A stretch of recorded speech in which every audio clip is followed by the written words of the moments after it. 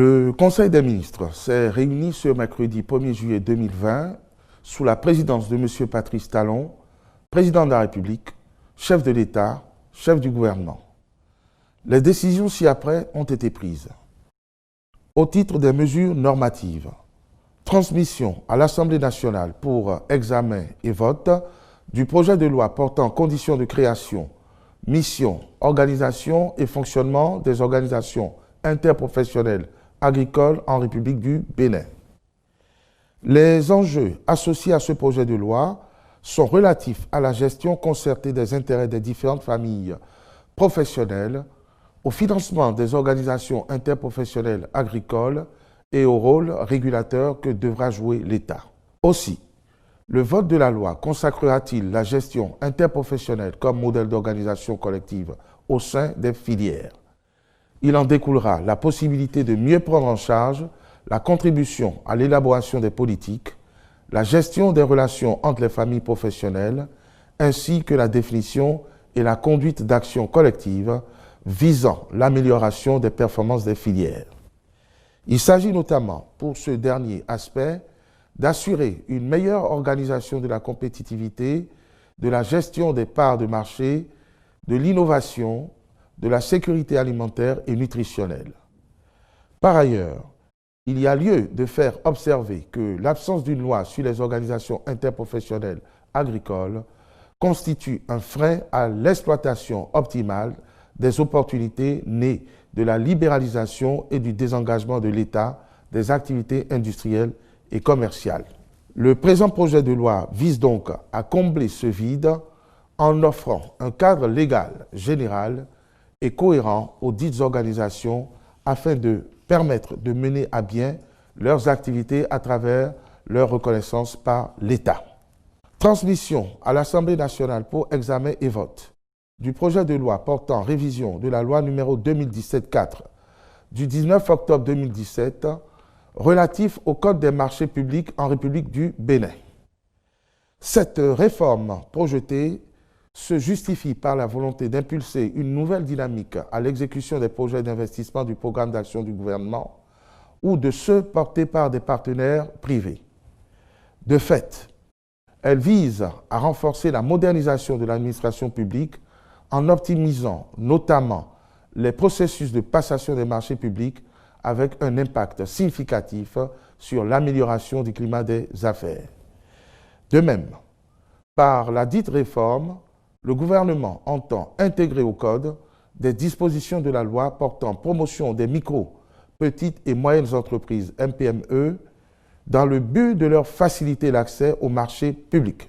Plus concrètement encore, il s'agit de corriger des dispositions qui ne contribuent pas à l'amélioration de la compétitivité des offres, mais qui tendent à les complexifier ou à allonger les délais de passation des marchés. Ainsi, les principales modifications contenues dans le projet de loi concernent, entre autres, la suppression de l'exigence de production de pièces administratives dans les dossiers de soumission. Celles-ci ne seront plus éliminatoires et la procédure de sélection mettra plutôt l'accent sur les critères techniques et les conditions financières.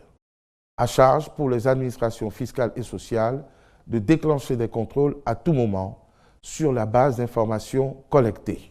La réorganisation de certains processus et l'introduction de dispositions visant la digitalisation afin de réduire les délais des procédures de passation des marchés publics de 2 mois au moins. La clarification et l'alignement des principales méthodes de passation sur les bonnes pratiques recommandées au plan international et par les directives de l'UEMOA. L'introduction dans la loi de nouvelles techniques d'achat en vue d'optimiser les processus et d'accélérer l'exécution des projets. La révision des dispositions qui contribuent à amplifier les coûts d'accès au marché public. Il est ici proposé la suppression des frais d'acquisition des dossiers d'appel d'offres ainsi que celle de la garantie d'offres pour les MPME. Pour les autres soumissionnaires, il est prévu la réduction du taux plafond de 3% à 1% du montant prévisionnel du marché et la fixation au profit des MPME d'un taux de 20% d'avance sur les marchés publics non soumis à obligation de cautionnement. La revue des règles d'approbation du marché des personnes morales de droit public afin d'assurer une plus grande responsabilisation des organes de gestion tout en excluant formellement les présidents du conseil d'administration de la fonction de personnes responsables des marchés publics ou d'approbateurs des dits marchés. La clarification à propos des opérations exclues du champ d'application du Code des marchés publics. L'introduction dans la loi du principe de fixation d'un seuil de dispense des procédures classiques de passation des marchés publics. L'allègement du Code des marchés publics de certaines dispositions relevant du domaine réglementaire ou d'autres textes de loi, comme la loi portant cadre juridique du partenariat public-privé en République du Bénin. En adoptant ce décret, le Conseil a instruit les ministres concernés par le dossier de veiller à son aboutissement, puis d'assurer l'application judicieuse de la loi qui en découlera. Au titre des autres mesures normatives, le Conseil a adopté les décrets portant transmission à l'Assemblée nationale pour examen et vote du projet de loi portant autorisation de ratification de la Convention portant création de l'Alliance pour le biodigesteur en Afrique de l'Ouest et du Centre, ABAOC, adopté à Ouagadougou le 4 octobre 2018. Nomination des membres du Conseil d'administration de la Caisse nationale de sécurité sociale. Attribution, organisation et fonctionnement du ministère des enseignements secondaires, techniques et de la formation professionnelle. Au titre des communications, acquisition de lecteurs de cartes électroniques dans le cadre de la généralisation du projet d'assurance pour le renforcement du capital humain, ARCH. La mise en œuvre de la phase pilote du dit projet a révélé la nécessité de procéder à l'identification des bénéficiaires par les moyens les plus appropriés afin d'éviter des fraudes et autres irrégularités préjudiciables à sa pérennité. Les cartes d'assurés distribuées étant électroniques, pour en assurer l'authentification univoque, il est indispensable de recourir à des lecteurs adaptés aux fonctionnalités prévues. Pour ce faire, et en vue de rendre ce matériel disponible dans tous nos centres de santé publics, le Conseil a autorisé l'acquisition de 5000 lecteurs et instruit les ministres assurant la conduite de l'opération de généralisation du projet ARCH d'accomplir toutes les diligences à cette fin. Renforcement des mesures de protection civile contre les inondations de l'année 2020. Les prévisions de l'Agence nationale de météorologie annoncent que les quantités d'eau de pluie attendues cette année sont supérieures à la moyenne de la période 1981 à 2010, dernière année de référence en matière de gravité des catastrophes liées aux inondations.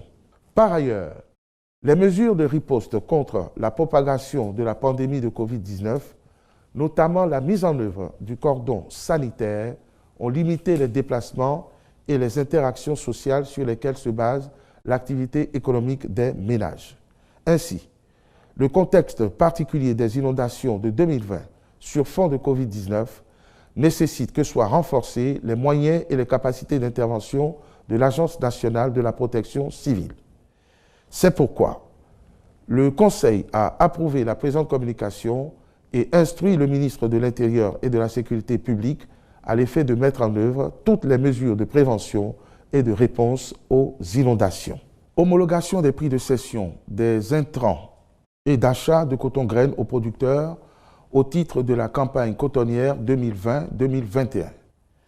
Les familles professionnelles de l'Association interprofessionnelle du coton, AIC, ont convenu de reconduire au titre de la campagne 2020-2021 les prix de cession des intrants aux producteurs pratiqués au cours de la campagne écoulée. Ce faisant, il s'agit notamment pour elles d'éviter que les fluctuations intervenues du fait de la pandémie de Covid-19 ne pèsent sur les producteurs. Ainsi, les 10 prix se présentent comme suit. Engrais, toutes catégories confondues, 240 francs CFA le kilogramme, soit 12 000 francs CFA le sac de 50 kg. Insecticide coton, 3 500 francs CFA le flacon pour le traitement de demi-hectare. Herbicide Toto, 3 500 francs CFA le litre. Herbicide sélectif, 5 000 francs CFA le litre. Par ailleurs, Dans la même logique et malgré la tendance négative, elles ont décidé de maintenir les prix d'achat du coton graine aux producteurs à leur niveau de la campagne précédente. Ceci s'affiche donc ainsi qu'il suit. Coton graine conventionnel du premier choix, 265 francs CFA le kilogramme net à payer aux producteurs. Coton graine conventionnel du deuxième choix, 215 francs CFA le kilogramme net à payer aux producteurs.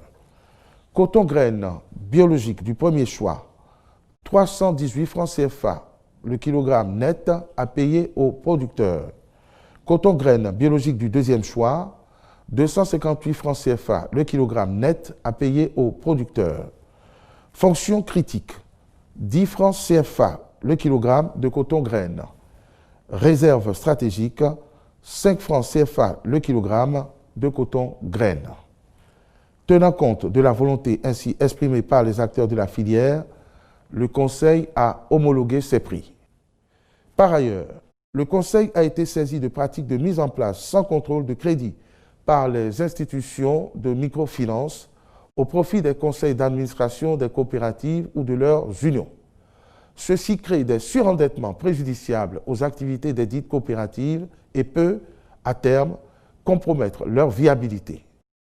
En conséquence, les ministres concernés par le dossier sont instruits à l'effet de prendre des mesures visant à instituer un mécanisme de consultation de l'AIC par tout établissement financier dans le cadre de l'octroi de crédits de campagne agricole aux producteurs de coton des coopératives villageoises de producteurs de coton CVPC. Ils veilleront en outre à renforcer le contrôle des intrants aux frontières dans le but de décourager leur bradage organisé de plus en plus par certains responsables des dites coopératives. Au titre des mesures individuelles, à la Caisse des dépôts et consignations du Bénin et après avis conforme de la commission de surveillance, M.